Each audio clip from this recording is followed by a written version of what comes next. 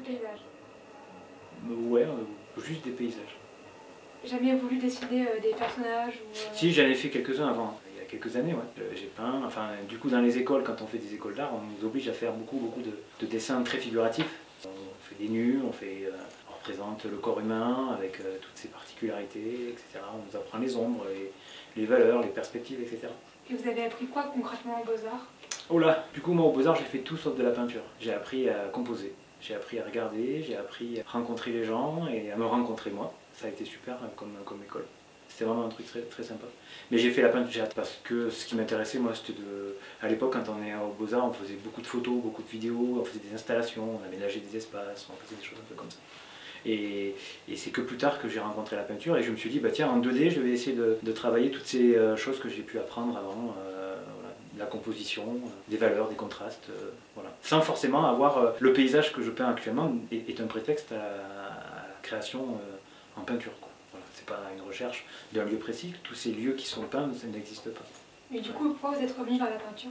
Je sais pas. Je fais de la peinture parce que moi, je trouve aujourd'hui que c'est un peu has-been comme pratique, mais je fais de la peinture parce que j'ai envie de montrer qu'on peut, avec des choses très simples, c'est-à-dire du tissu, des encres, de l'acrylique et un peu de pinceau et du temps, arriver à faire faire passer des choses avec un support basique. Voilà. Mais du coup, vous dites que la peinture c'est has-been, mais est-ce qu'il y a encore des artistes aujourd'hui qui vous inspirent? Je dis pas que c'est has-been, hein. Je dis pas qu'aujourd'hui il y a des... Bien sûr qu'il y a des peintres que j'adore. Mais c'est vrai qu'aujourd'hui, si on revient à Malevich en 18, moi, quand il fait des tableaux, il a complètement déstructuré la peinture. On s'est dit, bon ben voilà, début du siècle, on a tout cassé, qu'est-ce qu'on fait? Bon, ben, est-ce qu'on continue à faire de la peinture ou est-ce qu'on fait autre chose? Moi, je suis resté sur quelque chose qui me convient le mieux, c'est-à-dire d'apposer de la peinture, enfin, en tout cas de mettre de la couleur sur un tissu. Non, il n'y a pas véritablement de démarche, il n'y a pas de... Si tu veux, je revendique rien dans ma peinture. Je peins pour peindre d'abord, parce que c'est quelque chose qui me nourrit, qui me plaît, qui m'amuse en même temps des fois, qui me... Pas facile tous les jours de dire bah, tiens je vais à la télé, je vais peindre. D'ailleurs du coup on ne vient pas à la télé tous les jours parce qu'il faut le sentir un peu. C'est vraiment quelque chose qui fait partie de moi, tu vois, de peindre. Je ne suis pas obligé de peindre tous les jours, ni même toutes les semaines, mais quand j'en ai envie, j'ai besoin de le faire. Et puis après comme tous les peintres, hein, enfin tous les gens qui font de la peinture, on a des buts, on a des objectifs, on a des toiles à rendre ou des toiles à exposer, donc il faut qu'on crée, il faut qu'on produise. Alors ça c'est quelques dates dans l'année qui nous permettent de se tenir un peu au travail, quoi. Sinon le plaisir pur c'est de se dire tiens je vais à l'atelier, je vais faire une toile, je vais peindre. Voilà. Et du coup, la peinture c'est votre job alimentaire ou c'est juste un passe-temps qui complète d'autres métiers? Alors ça varie, ça a varié beaucoup. Ça a été un passe-temps et puis c'est devenu... ça peut pas être de l'alimentaire, enfin je crois pas, en tout cas moi je peux pas peindre pour de l'alimentaire, c'est pas possible.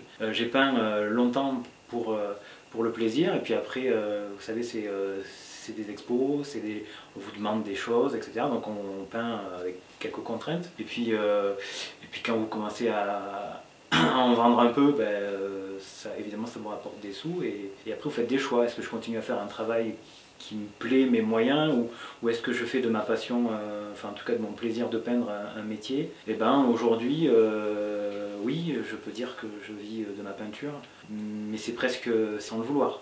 C'est-à-dire que j'ai pas décidé moi d'être artiste peintre et vivre de ma peinture tous les jours. Donc c'est parce que du coup j'ai la chance de pouvoir en vendre et d'avoir des demandes et d'avoir des rencontres, etc. qui font qu'aujourd'hui je ne fais quasiment que ça.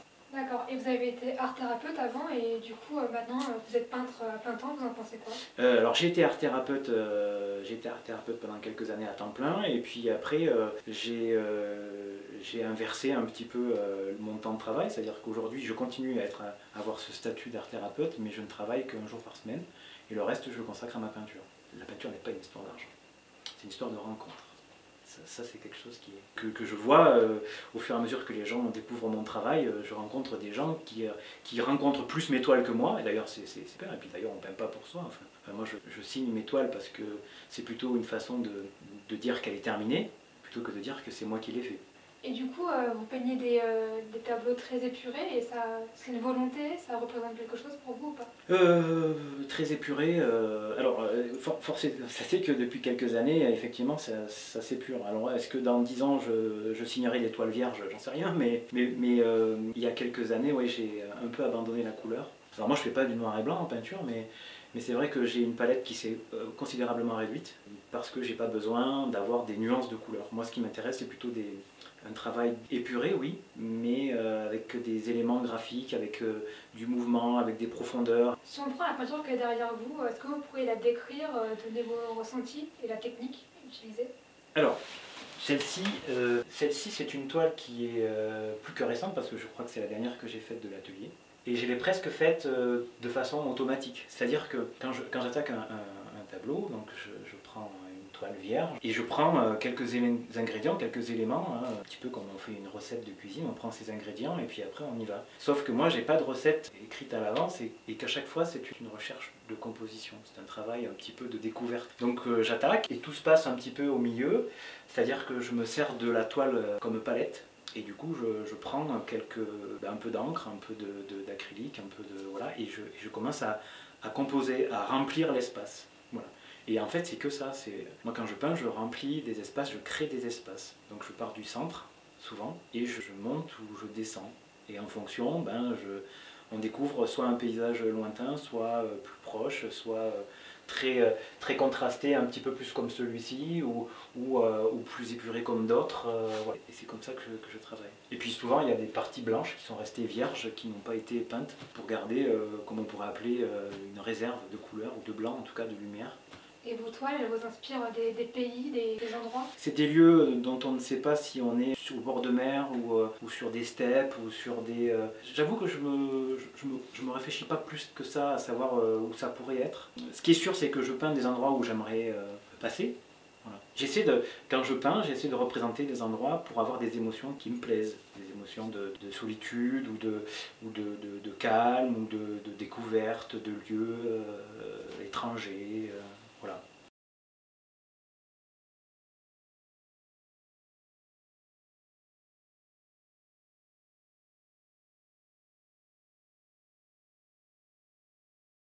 Euh, je me dis, oui, c'est des lieux